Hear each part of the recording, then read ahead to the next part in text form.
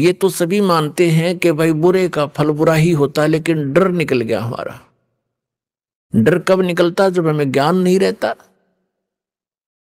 अब हम अपनी मर्जी से, अपने व्यवस्था से भगवान के विधान को त्याग कर स्वयं अपने कर्म के लेख को चेंज करना चाहें, कभी नहीं हो सकता। जिस समय कंस ने अपनी बहन देवकी का विवाह श्री वासुदेव जी से किया, श्री कृष्ण जी के माता पिता थे वो, और कंस उनका मामा था, तो उसने बड़े प्यार से अपनी बहन का विवाह किया और उसको सी ऑफ करने के लिए अपनी नगरी की सीमा तक छोड़कर आते थे।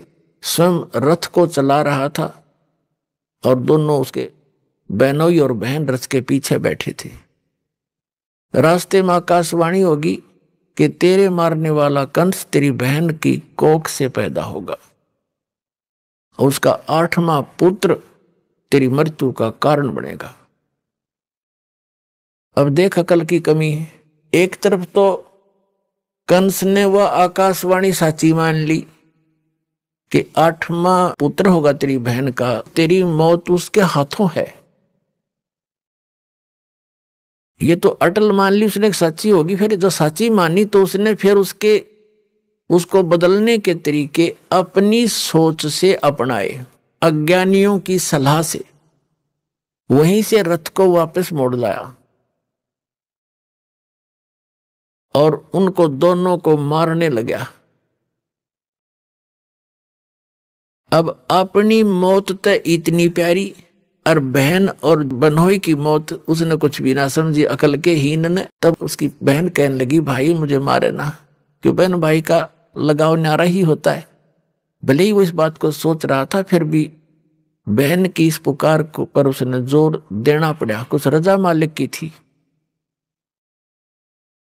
कि तू ऐसा कर, हमें मारा मत, हमने यहां नजरबंद कर ले दोनों को, जितनी भी संतान होगी हम तुझे दे देंगे, तो जो चाह वो कर लिए भाई। तो उसने सोच ली ठीक है, 8वीं तक तो मार दूंगा, 8वीं के बाद होगा इनके भाग की।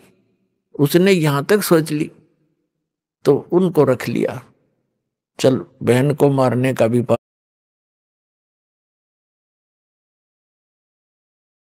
बच गया। फिर लगा नवजात शिशुओं को मारने, दुष्ट ने 7 मार लिए और 8वें को मारने लगा। वो आकाश में उड़कर चली गई, जबकि लड़का कहा था वह लड़की थी।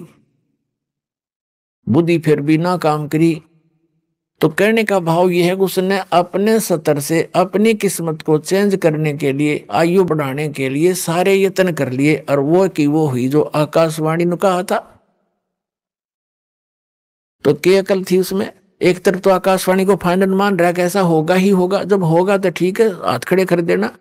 अगर मैं दुष्ट हूं, मुझे शायद मैंने भी कभी उस बच्चे को मारा होगा, आज अपना बदला ले लेगा, 8वीं संतान कौन सी आज हो जाएगी, तो इस करके जी लेना चाहिए था। और वो मर्या भी और पाप और इकट्ठे कर लिए। जब उसको ये पता चला ना कि आकाशवाणी फेर होगी, काल के तो ये काम है, पाप का घड़ा भरुआ हो। जब श्री कृष्ण जी का जन्म हुआ जेल में, और उसे लेकर उसका पिता दूसरे स्थान पर अपने मित्र के यहाँ छोड़ आया, वहां से नवजात उत्पन्न लड़की को वापस लाकर वहां रख दिया। तब आकाशवाणी हुई कि तेरे मारने वाला पैदा हो चुका है, लेकिन जेल से बाहर। अब उसने सोचा भी आसपास के नगर के जितने भी उसके राज्य में नवजात शिशु थे, 1 दिन का, 2 दिन का, 10 दिन का, महीने के, 6 महीने के, साल के, 2 वर्ष के, 5 वर्ष तक के बालकों को सबको मरवा दिया दुष्ट ने, एक अपनी जान बचाने के लिए। ये है अकल के कमजोर, अकलहीन, ये है अकल लूने। पाप का घड़ा भर लिया और मर के मान्या, मृत्यु हुई जो की तो जो बोला गया था।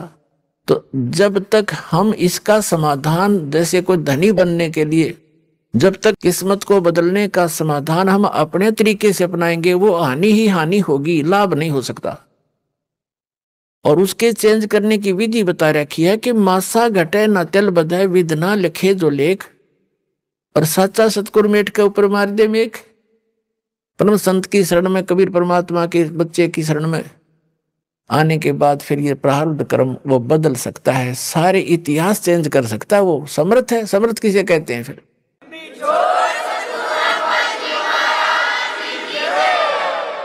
अपनात्मा